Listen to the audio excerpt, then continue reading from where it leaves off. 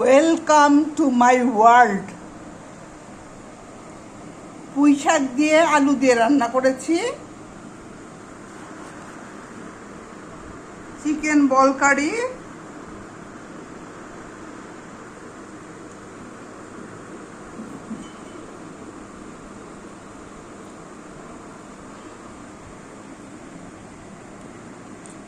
অল্প পোলাও ছিল সেটাই,